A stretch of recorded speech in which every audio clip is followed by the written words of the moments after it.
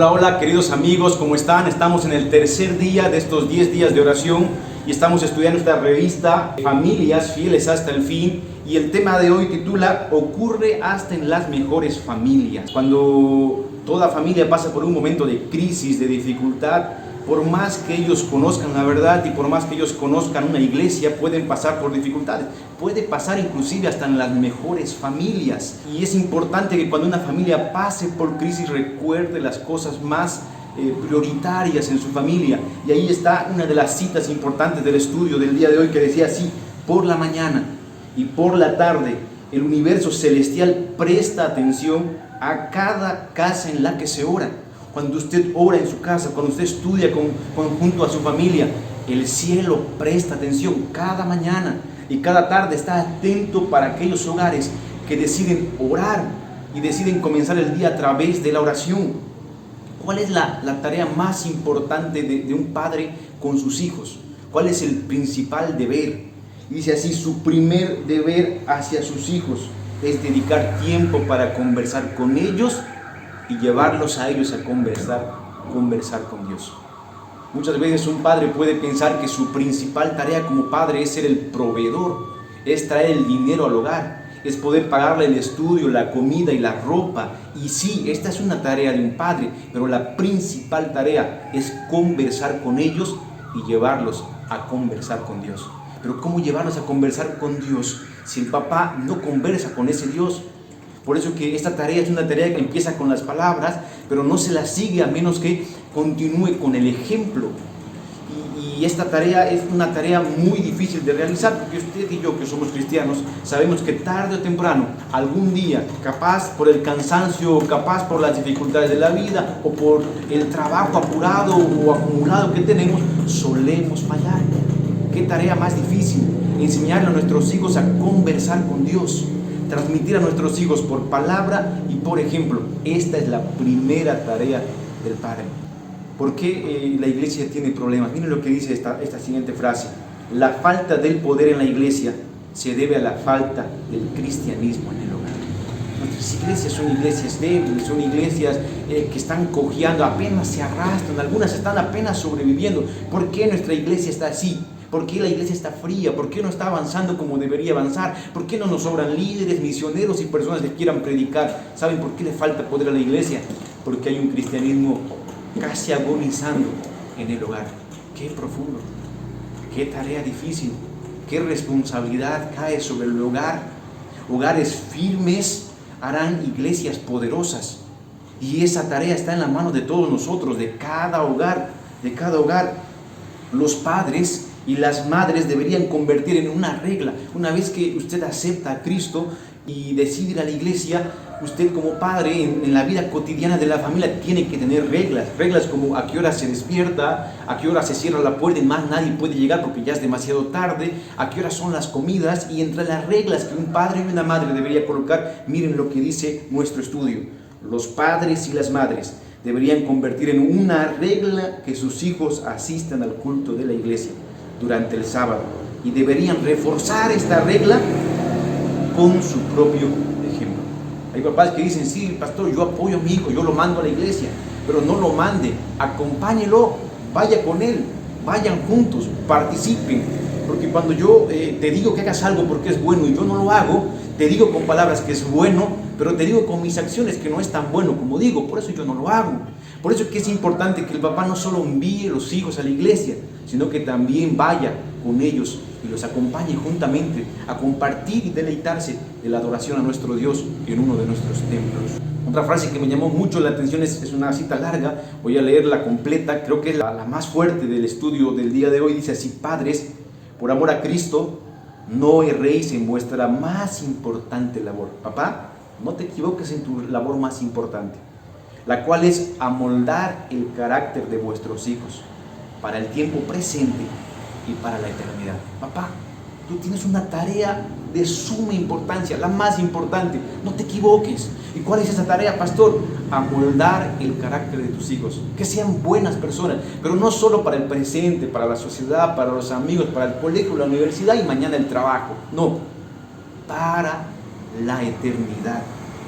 Vosotros sois los que determináis por ellos lo que han de ser y lo que han de hacer por Cristo, por los hombres y por sus propias almas. Pero sí, hay dos palabras claves. Usted, papá, va a determinar. ¿Qué va a determinar? Lo que ellos van a hacer y lo que ellos van a hacer. Lo que ellos van a hacer es la esencia. Van a determinar cómo va a ser esta persona. Pero por otro lado, van a determinar qué tipo de cosas hace esta persona. El ser y el hacer para esta sociedad. Que podamos entender que el papá y la mamá tienen la responsabilidad de moldear un niño así como se moldea una plastilina. Y no sé usted, pero yo soy malo con las manualidades. Si usted a mí me da una plastilina y me dice hacer un pajarito, va a terminar siendo un pato, o capaz ni le va a entender a mi manualidad. Pero ¿cuántos papás son como yo con la plastilina y no podrían hacer un dibujo? Han producido un niño malformado que no se consigue comprender, que ni él mismo se comprende, porque su creador, aquel que tenía que amoldar su mente, aquel que tenía que moldearlo y hacer algo bonito de él, ha hecho de él un monstruo. Existe un cantante que dice lo siguiente: hemos creado un monstruo, refiriéndose a sí mismo y a lo que él ha hecho a través de su vida, o lo que ha hecho con su vida. Qué interesante la tarea que tienen los papás. No temáis. Pero pastor, esto es difícil, hay que trabajar mucho. Trabajad con valor y paciencia. No temáis llevar ninguna cruz. Es una cruz, pastor, eso no es para mí, alguien tiene que hacerlo. No temáis llevar ninguna cruz. No escatiméis el tiempo, ni trabajo, carga o sufrimiento. El futuro de vuestros hijos dará testimonio de la calidad de vuestra enseñanza. Miren, el tiempo va a decir cuál fue el trabajo que usted hizo.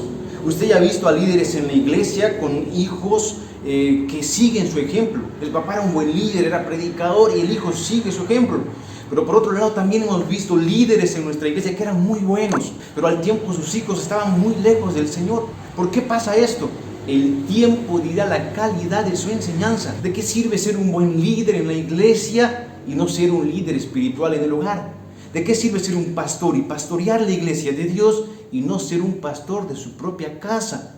Usted percibe, el tiempo dirá la calidad de vuestro trabajo, de vuestra enseñanza, de la tarea que ustedes han realizado. Dirá cuánto se esforzaron o cuán poco hicieron por aquello. Por eso, amigo, dedícale tiempo a tus hijos, dedícale tiempo a formar esta plastilina y que salga una obra de arte para la gloria del Señor.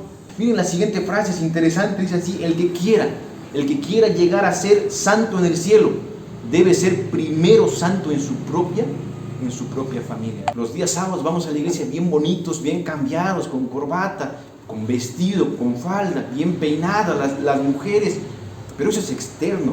En la iglesia no podemos medir su espiritualidad. Lo que podemos saber es si llegó temprano o tarde. Lo que podemos saber es capaz si atiende o no atiende el sermón. Pero en la casa hay unos ojos que sí nos miran y que sí pueden saber cuál es nuestra espiritualidad. Ahí sí se puede medir. Y esos ojos que nos miran son nuestros hijos. Ellos saben quiénes somos realmente. Ellos saben cuán real es nuestra espiritualidad o nuestra religión o nuestro cristianismo que decimos tener. Ellos sí saben. Por eso hay hijos que dicen así: yo quiero ser como papá. Yo sé que papá era un hombre temeroso a Dios y capaz me ha alejado, pero yo quiero ser como papá. Papá es el ejemplo a seguir de una vida temerosa de Dios. Pero por otro lado hay hijos que miran a papá y dicen así: es un hipócrita, eres hipócrita. ¿Por qué eres hipócrita? Porque tú haces una cosa en la casa y otra en la iglesia. En la iglesia eres buenito y en la casa eres malo. Entonces yo no quiero ser como tú, ni quiero seguir al Dios que tú sigues, porque tú eres hipócrita. Aquel que quiera ser santo en el cielo, primero debe ser santo en el hogar. Y la última cita del día de hoy dice así: cuando el sábado comienza, debemos ponernos en guardia, velar sobre nuestros actos y palabras, no sea que robemos a Dios dedicando a nuestro uso el tiempo que pertenece estrictamente al Señor. Nosotros somos los adventistas del séptimo día. Entre comillas, somos los defensores del séptimo día, del día sábado. Somos los que defendemos que esto debería guardarse y hacerse a cabalidad. Nosotros, los adventistas, tú y yo, somos los que se supone que guardan mejor este día. Pero si usted mira conmigo con un ojo crítico y realista, En la práctica no es cierto, porque el adventista, no sé, capaz algunos sí, pero no sé si la mayoría. Si usted coloca 100 adventistas, ¿cuántos de ellos comienzan el sábado al atardecer? ¿Y cuántos de ellos terminan a la hora del atardecer del día sábado? ¿Usted percibe? Y si no te equivocas acá y no te equivocas acá, ¿cuántos de ellos en el transcurso de estos dos momentos están en sintonía con el Señor? ¿Cuántas veces le quitamos al Señor su tiempo pensando en nuestras cosas? Los restaurantes alrededor de nuestra iglesia venden más el sábado. ¿Y sabe por qué? Porque los adventistas no cocinan ese día y todos compran. Sin duda usted percibe y sabe que lo que estoy mencionando es una realidad. Entonces el adventista es el que más quiebra el sábado, el propio adventista, porque él conoce esta verdad pero no la guarda. A diferencia de los mundanos que no conocen a Dios, que ellos están pisoteando el día del Señor sin conocerlo, por ignorancia. Nosotros los cristianos pisamos el día del Señor adrede, a propósito, con intención. Cuidado, estén usando el tiempo del Señor, ese tiempo que debe ser dedicado estrictamente al Señor, usándolo para ustedes. Y aquí voy a mencionar algo para los jóvenes, tú y yo que somos jóvenes. Tiempos difíciles nos ha tocado vivir. Cuando usted abre su celular, usted ahí abre su celular y usted abre Facebook o cualquier red social, no demora mucho en distraerse. Ya ve un partido de fútbol, ya ve un cantante, ya ve una cita interesante. Cuidado, le estés quitando el tiempo que le pertenece estrictamente al Señor. ¿Percibes? El altar está arruinado. Primera de Reyes, capítulo 18, versículo 30, en nuestro estudio decía lo siguiente. Entonces dijo Elías a todo el pueblo: acercaos a mí. Y todo el pueblo se acercó. Y él arregló el altar de Jehová que estaba arruinado. ¿Percibes? El problema no era que no había altar. El problema es que sí había altar en estos hogares, porque eran hogares cristianos. Pero el altar de Dios estaba arruinado. Ya no se oraba como un día se oró. Y ya no se leía como un día se leyó. Y ya no era el cristiano bueno y reavivado que un día se fue. El tiempo había pasado y con el tiempo el cristiano dejó de ser tan cristiano y la oración dejó de ser tan importante y el estudio, aunque mentalmente decimos que es bueno, pasó a ser de segunda importancia o de segundo grado. Y ahí comenzó el problema, el altar estaba arruinado, pero Elías llamó al pueblo así como hoy se está haciendo llamado: vengan, restauremos el altar del Señor. Y el altar del Señor se restauró. Hoy Dios te invita a restaurar el altar del Señor. Existe otro texto del estudio de hoy, con eso vamos a terminar, que dice así: y estuvo el arca de Jehová en la casa de Obed-Edom, geteo, 3 meses. Y bendijo Jehová a Obed-Edom y toda su casa. Hubo un hombre que tenía el arca en su casa. Había gente que no, pero había un hombre que sí. Y lo tuvo por 3 meses. Y por esos 3 meses el Señor bendijo esa casa. Bendijo a él, al papá, a la mamá, pero también bendijo su casa, a los integrantes de aquel lugar. Dios quiere bendecir tu casa, no solo por 3 meses. En el caso de Edom fue por 3 meses porque pasó lo siguiente. Fue dado aviso al rey David diciendo: Jehová ha bendecido la casa de Obed-Edom y todo lo que él tiene a causa del arca de Dios. Esta es la causa. ¿Por qué está bendiciendo a este hombre? A causa del arca de Dios. ¿Por qué hay un arca? Porque se ha levantado un altar, por eso está ahí, por eso está la bendición. Entonces David fue y llevó con alegría el arca de Dios de casa de Obed-Edom a la ciudad de David.